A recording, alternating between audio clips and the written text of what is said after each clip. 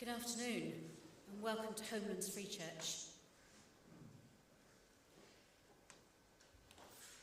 We've said goodbye to Kath this afternoon, and now we come to offer our thanksgiving to God for the life that she lived and the person that she was through her long, long life. Her life was lived in its uniqueness with us. The gifts and the graces which she offered are never lost to us. The creativity, the joy, and the life which she brought to us in her life and relationships lies now within our own lives and travels into the future with us. We're going to sing a song which has been chosen for this service. So if you're able, please stand and we'll sing Shine, Jesus, Shine.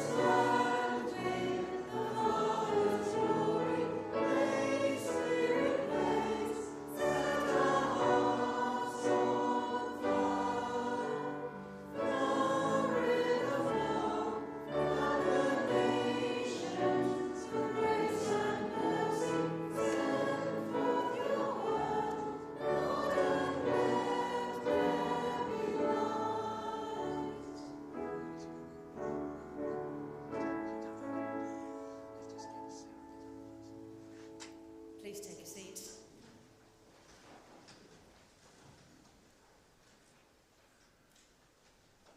The reading chosen for this service is a reading which was set in Kath's daily reading for the day that she died. It comes from Psalm 139, and it may be familiar to you.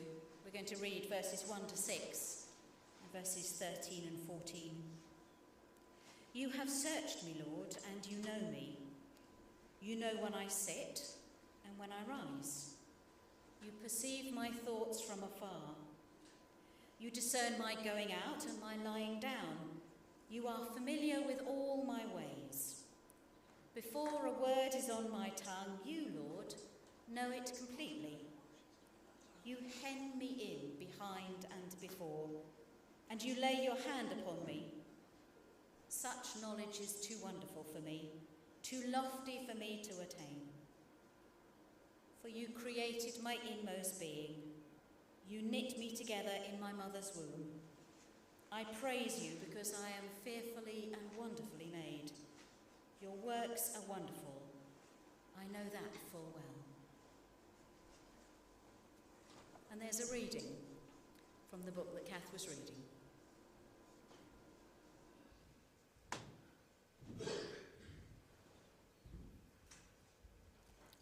I wasn't there at the moment when Anne died, but Frankie was.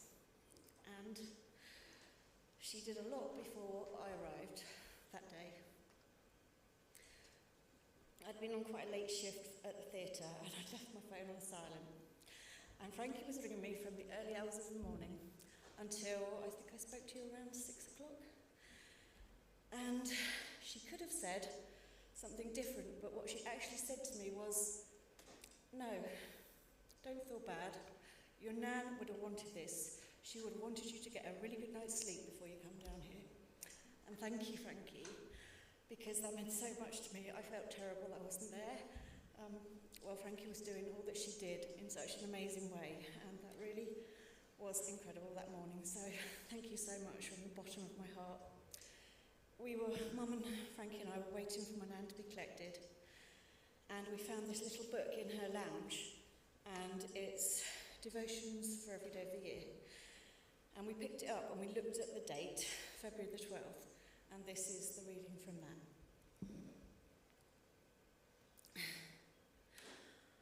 I am ever so near you, hovering over your shoulder, reading every thought. People think that thoughts are fleeting and worthless, but yours are precious to me. I smile when you think lovingly of me. My spirit, who lives within you, helps you to think my thoughts. As your thinking goes, so goes your entire being. Let me be your positive focus. When you look to me, knowing me as God with you, you experience joy. This is according to my ancient design when I first crafted man. Modern man seeks his positive focus elsewhere, in sports, sensations, acquiring new possessions.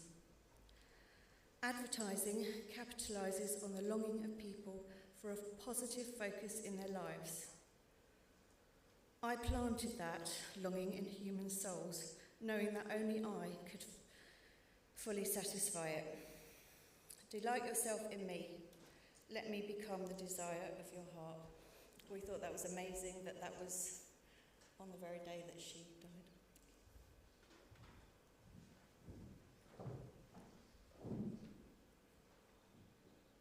And Margaret's written a eulogy, which I believe, Nick, you're going to read. Thank you.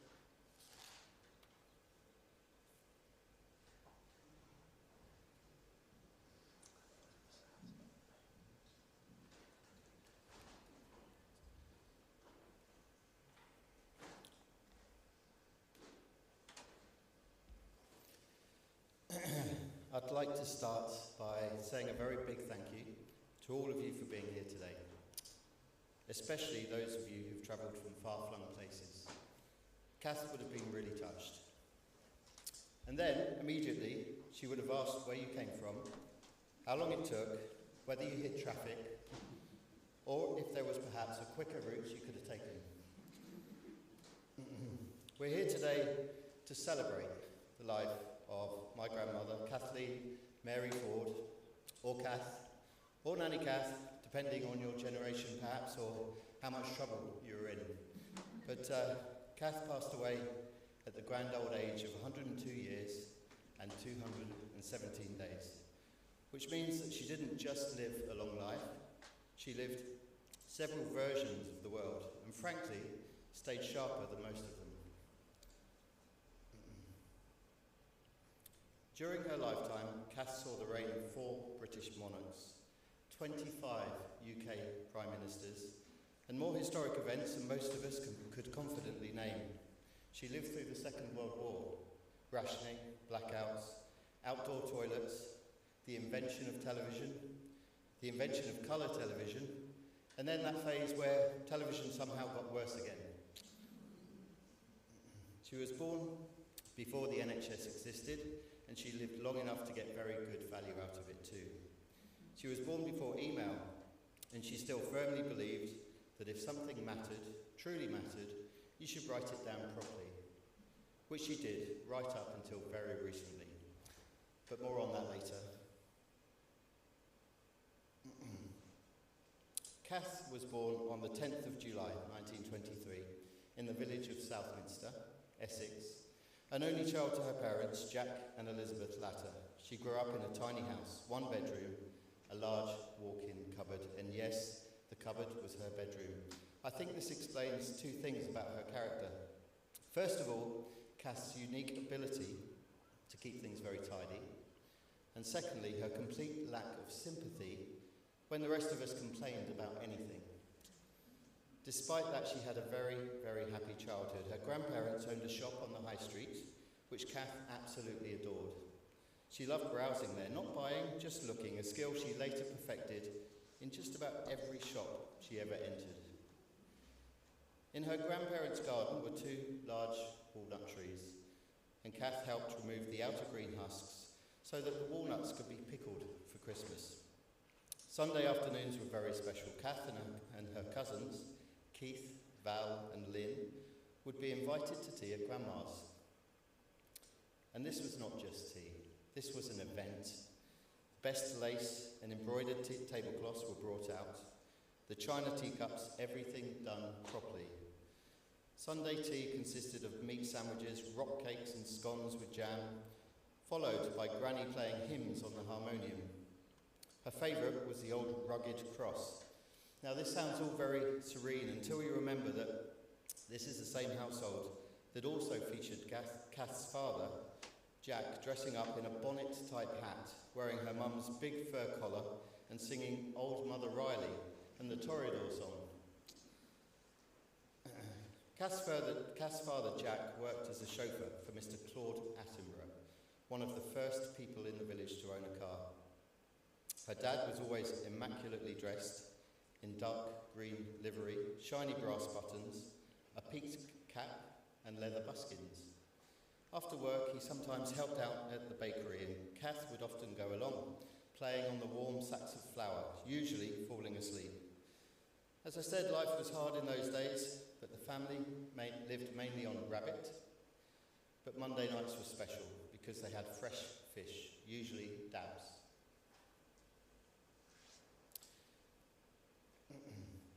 Later, the family moved to Sybil Headingham, where her father managed Carter's stores.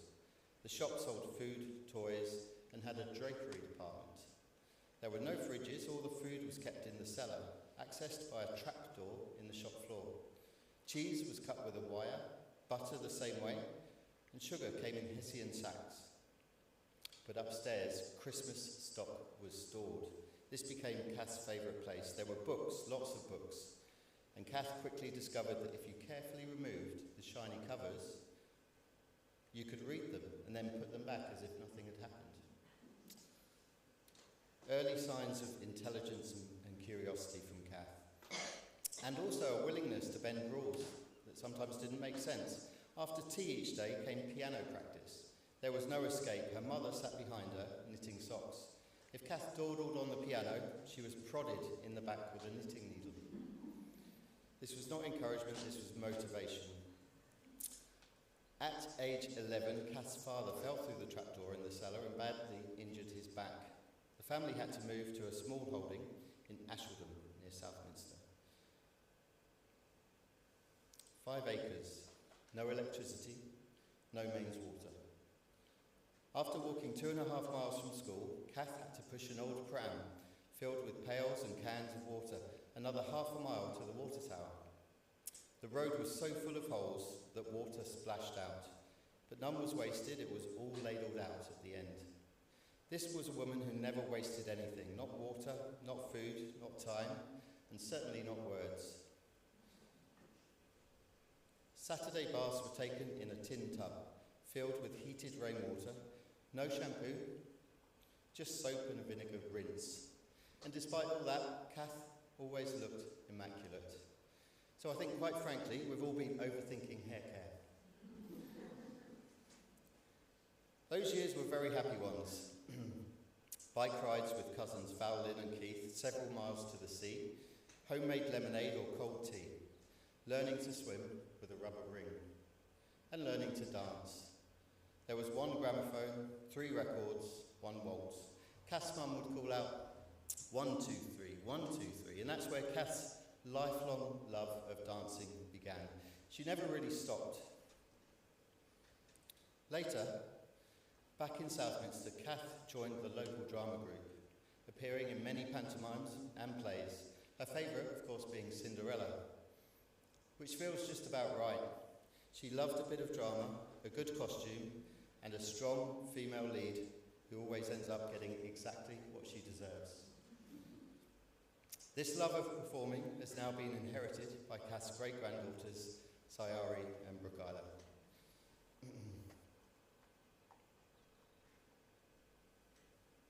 At 20, Kath married Perce Ford, my grandfather, who served in the Airborne Division during the Second World War. Their first rented home cost 12 shillings and 6pence a week. It had a leaking roof, very noisy neighbours, and an outside toilet that was emptied every Friday. And yes, timing mattered. At 22, during the war, Kath had a baby boy, John, my father. This was while Perce was fighting overseas.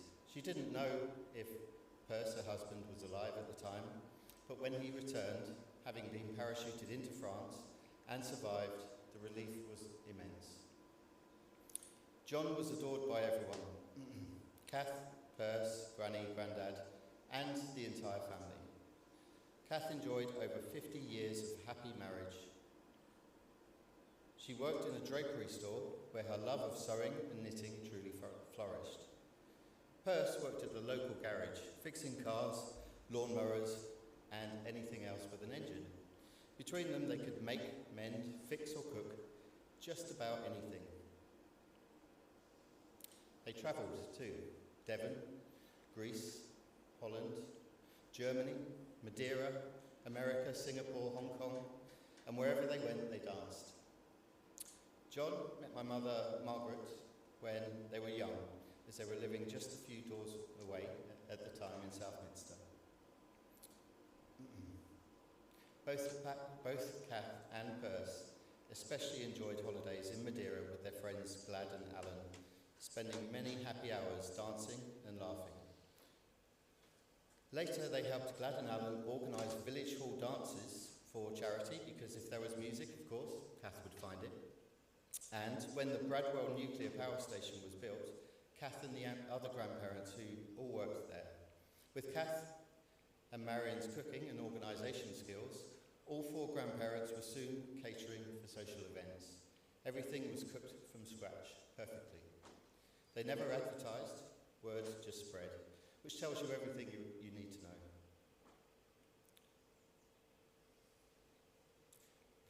Perce passed away in 1995, leaving Kath living on her own. She moved here to Walton on the Naze, nearer her relatives and to the sea that she so loved. She was warmly welcomed by her neighbours and the Free Church community. She attended Welcome Break each week with Barry and Rosemary, and she became known for 2 things. First of all, being very good at quizzes, and secondly, for being very good at talking to people. Kath was always interested in other people's stories. She listened properly. She remembered details. She even wrote a small booklet about her childhood memories, and astonishingly continued writing letters almost until the very end of her life. Real letters, not thoughtful letters, not sent from my iPhone. Even past 100, her memory never faltered. She knitted hats, gloves and scarves for charity. And when she needed care, she was so fortunate to have Frankie recommended to her. Despite a 70-year age gap, Kath absolutely adored her. She looked forward to seeing her every day and couldn't wait for her to come back from holidays to hear everything about them. And we'd like to thank Frankie and her mum Kath, and Hallie, Sophie and Rochelle, and all the other carers who made Kath's life richer, fuller and happier. Thank you truly.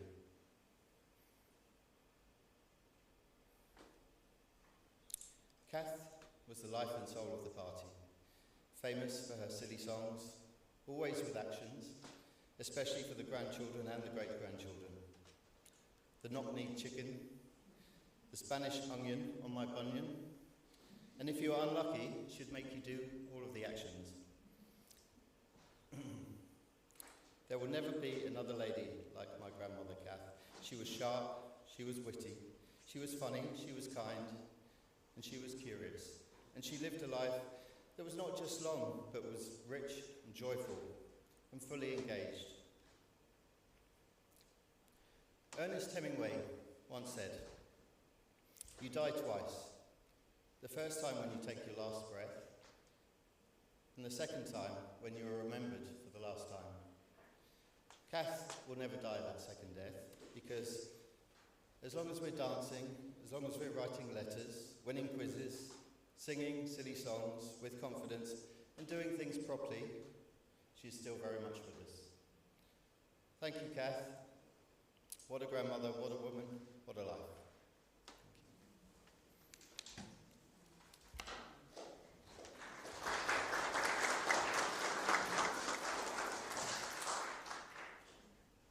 What a life indeed.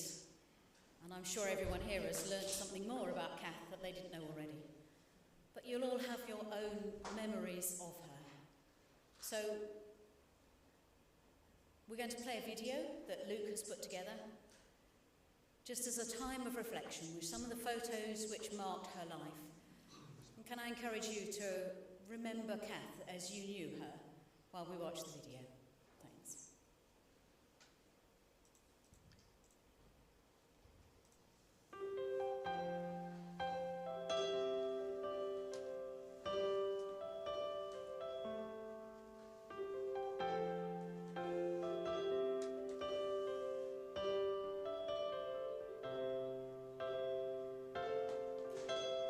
Didn't know today would be our last, or that I'd have to say goodbye to you so fast.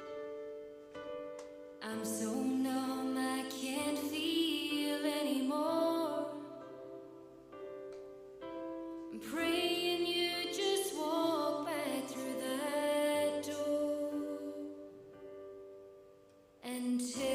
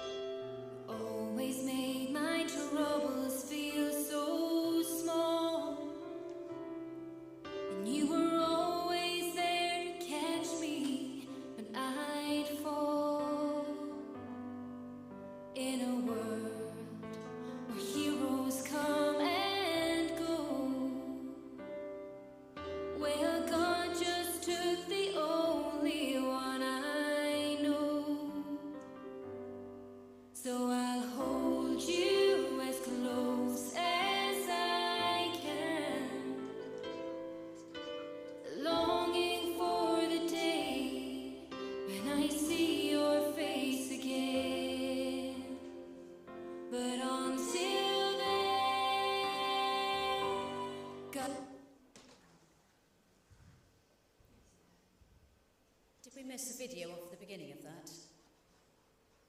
I wonder if we can go back and watch that.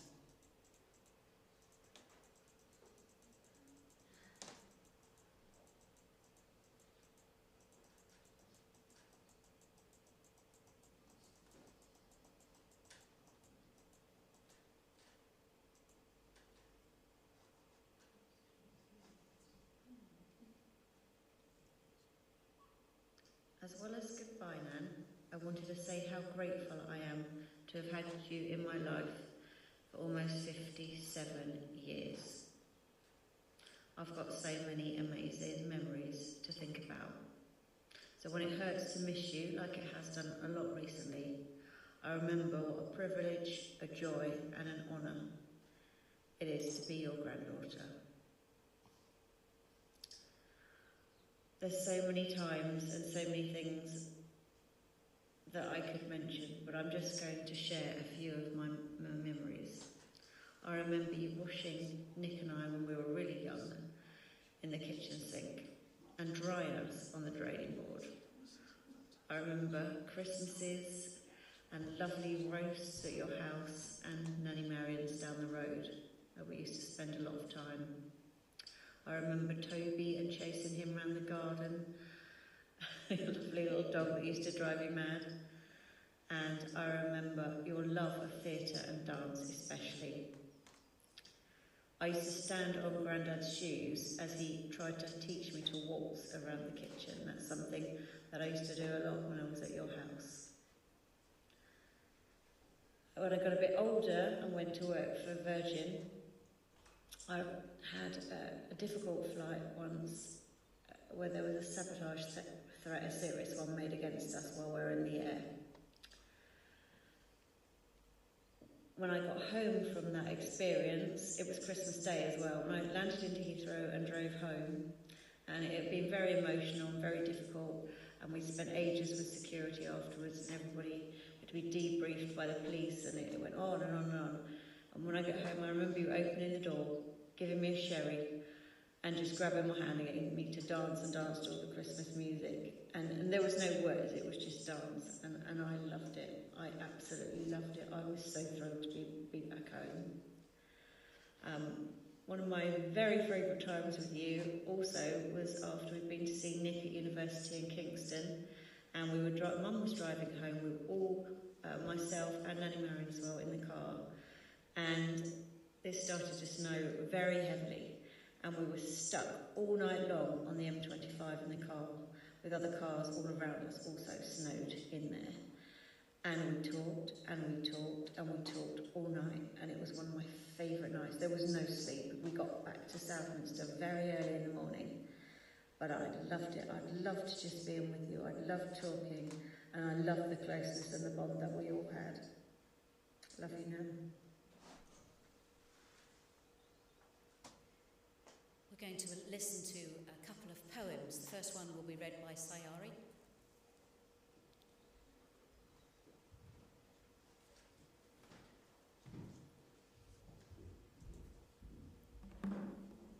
So Brooke and I will be reading a poem by Pete Foyster, who unfortunately couldn't be here today, but he was our granddad's best friend, and he wrote this poem about Nanny Kath. Thoughts of Kath. A day like any other, no lightning strike, no storm to end, or darkening skies with wind that sigh, just lamenting whispers of goodbye, gently before the time to cry.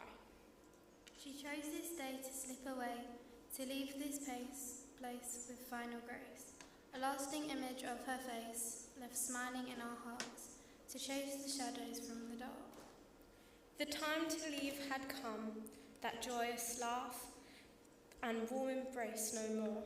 An empty chair, a strand of hair, a hint of fragrance in the air, the essence of her everywhere. A day like any other, no, for this day has changed our world, and none of the future ever brings will be the same, and yet she is with us still.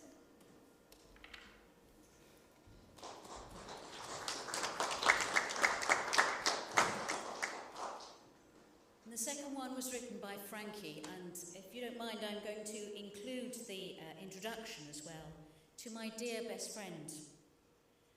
Some people may think that I didn't know you for very long, but it felt like a lifetime, yet still not long enough. I was privileged beyond words to know you and to help you where I could. I don't think anything I could say today would ever tell you how much I loved you, but I just hope I showed you and you felt it every day, and if not every day, then in your last moments. I know you loved writing and rhyming, so this one's for you. 6 or 7 years ago, we met for the first time. I walked into your life, you flowed straight into mine. I don't remember times without you. Our life was one, not two. You shared your life with me, and I shared my life with you. You told me all about your past. I shared my short past as well. No age gap, 70 years in fact, would mean we wouldn't gel. Your family meant the world to you, the proudest women I knew. I hope they hear my little rhyme and think the same thing too. Don't ever doubt or wonder the what-ifs and could I done more, for Kath would not want that for all of you. Every one of you she adored. I heard all about you guys, any chance that Kath could get. She loved to talk about you all. No one was ready to lose you, girl. Not now, not ever, not yet. I know you loved a rhyme or two. I've read them over time. So this one is for you, my friend. The best woman, the best friend, the truly most sublime.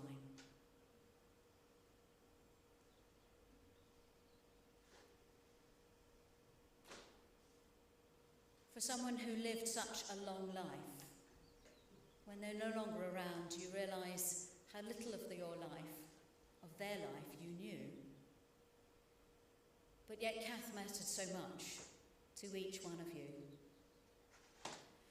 The reading that was chosen for this afternoon, Psalm 139, tells us of someone who knew Kath even better, and that is God. And Kath knew God. It tells us, that reading, that the Lord knows when I sit down, when I stand up, when I go out, when I stay at home. And it tells us that if we know God, he knows us intimately, and he loves us more than we could possibly imagine. And Kath knew that. At the end, she knew where she was going. She was going to be with Jesus. And how do we know that God loves her, loves us so much? Well, because of the next 4 days that those of us who are Christians are going to celebrate and commemorate. Because God loved the world so much that his Son came and gave his life to pay the price that we never could, that we might have life and have it to the full.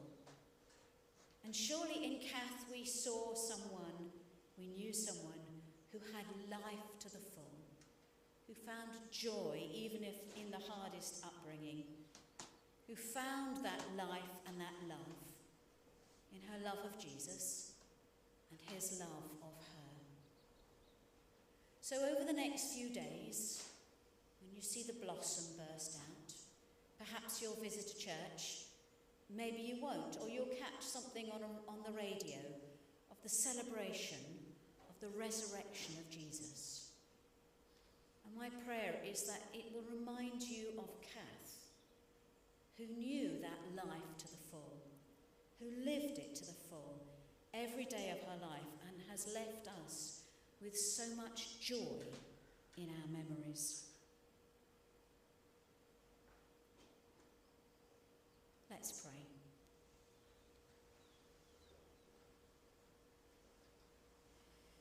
Many things paralyse us, O God. There is despair and fear, endless struggle for many, even for an enough resources, confusion, too many discussions because we would rather stand still than make a mistake. We often spend our energy struggling over small things while the world groans in pain and the cries of the people are more than we can bear. We carry a heavy burden of guilt while you are waiting to forgive and free us to lightness of heart and soul. The way seems hard and we are often weary, O God. We wonder whether we would have energy or the heart for the ongoing. We felt the world with all its desperation and relentless cycles, but sometimes, for a moment, it all becomes framed in light beyond our seeing. And in ourselves we feel the movement of possible music. And in the imagination of God, the dance goes on. Our deaths are not the final word.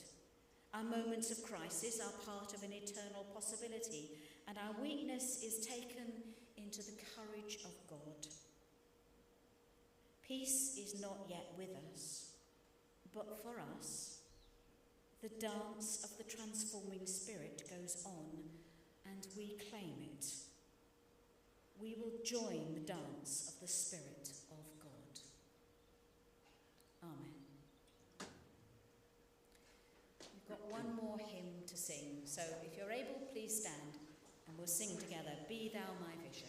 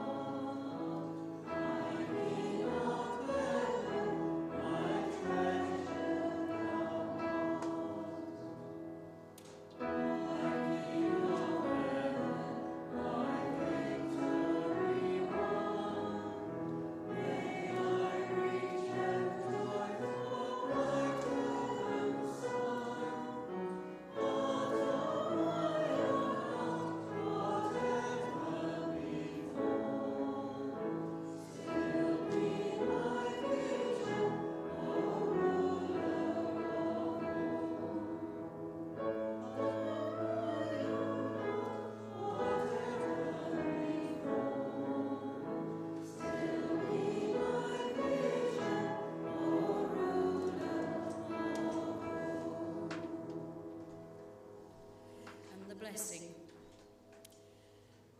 Let's go with renewed faith and thanksgiving to ponder in our hearts the mystery of this moment. And may life and hope be born within you, Jesus Christ be seen among you, and the Spirit move before you.